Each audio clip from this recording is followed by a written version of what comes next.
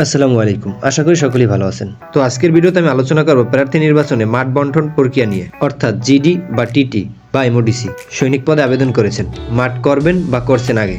যারা আগে মাঠ করছেন তাদের তো মোটামুটি একটা ধারণা আছে, কিন্তু যারা নতুন এবার অ্যাপ্লাই করেছেন তাদের জন্য আজকের ভিডিওটি। তো সম্পূর্ণ ভিডিওটি মনোযোগ সহকারে দেখলে আশা করি কিছু বুঝতে পারবেন। তো আপনারা অনেকেই জানেন না যে কতটি ধাপে আপনাদের মাঠ কার্যক্রম সম্পূর্ণ হবে, বা কোন ধাপে কত মার্ক থাকবে, বা কত মার্ক পেলে আপনি পাস করবেন বা চাকরি হবে। তো আমি প্রথমে ধারণা দেবো আপনার উচ্চতা অনুযায়ী আপনি কত মার্ক পাবেন, অর্থাৎ আপনার উচ্চতা কত থাকলে আপনি কত মার্ক পাবেন। আপনার যদি উচ্চতা 5 ফুট 9 এর বেশি থাকে তাহলে আপনি 5 নাম্বার পাবেন, আর আপনার উচ্চতা যদি হয় 5 ফুট 7.1 থেকে 5 ফুট 9 তাহলে আপনি পাবেন 4 নাম্বার, আর আপনার উচ্চতা যদি হয় 5 ফুট 5 থেকে 5 ফুট 7 তাহলে আপনি পাবেন 3 মার্ক। তো আমরা উচ্চতা থেকেও কিন্তু অনেক মার্ক পেতে পারি। এরপর হলো লিখিত পরীক্ষার নাম্বার, অর্থাৎ লিখিত পরীক্ষার মূলত 50 মার্ক থাকবে, তার ভিতরে আপনি যত নাম্বার পাবেন এখান থেকেও আপনি একটা পয়েন্ট পাবেন। আপনি যদি লিখিত পরীক্ষা 40 থেকে 50 পান তাহলে আপনি পাবেন 10 নাম্বার, তারপর 30 থেকে 39.99 পেলে আপনি পাবেন 9, আর 26 হতে 29.99 পেলে আপনি পাবেন 8।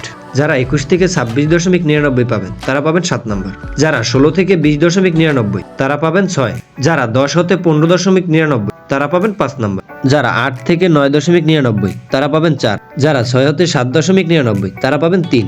তো এখান থেকে আপনি যত নাম্বার বেশি পাবেন তত পয়েন্ট পাবেন, তো এখানেও একটা প্লাস পয়েন্ট আছে, চাকরি হয়। এরপর হলো এসএসসি পরীক্ষার জিপিএ, অর্থাৎ জিপিএর উপরেও কিন্তু একটা মার্কস আছে।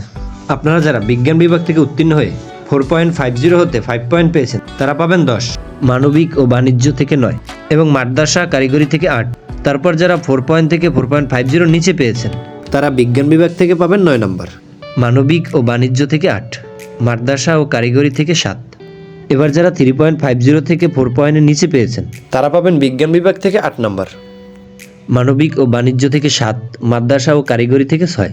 এবার যারা 3 পয়েন্ট হতে 3.50 নিচে পেয়েছেন বিজ্ঞান বিভাগ থেকে 7, মানবিক ও বাণিজ্য থেকে 6, মাদ্রাসা এবং কারিগরি শিক্ষা থেকে 5।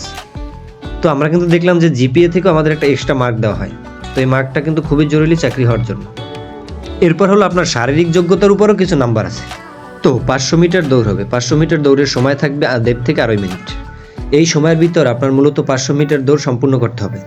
সেক্ষেত্রে আপনারা যারা দৌড় 1 মিনিট 30 সেকেন্ডের মধ্যে কমপ্লিট করতে পারবেন তারা পাবেন 10 নাম্বার, যারা 1 মিনিট 31 সেকেন্ড থেকে 1 মিনিট 45 সেকেন্ডের মধ্যে কমপ্লিট করবেন তারা পাবেন 9, যারা 1 মিনিট 46 হতে 2 মিনিটের ভিতরে কমপ্লিট করবেন তারা পাবেন 8 নাম্বার, যারা 2 মিনিট 1 সেকেন্ড হতে 2 মিনিট 15 সেকেন্ডে শেষ করবেন তারা পাবেন 7 নাম্বার, যারা 2 মিনিট 16 হতে 2 মিনিট 30-এ শেষ করবেন তারা পাবেন 6 নাম্বার।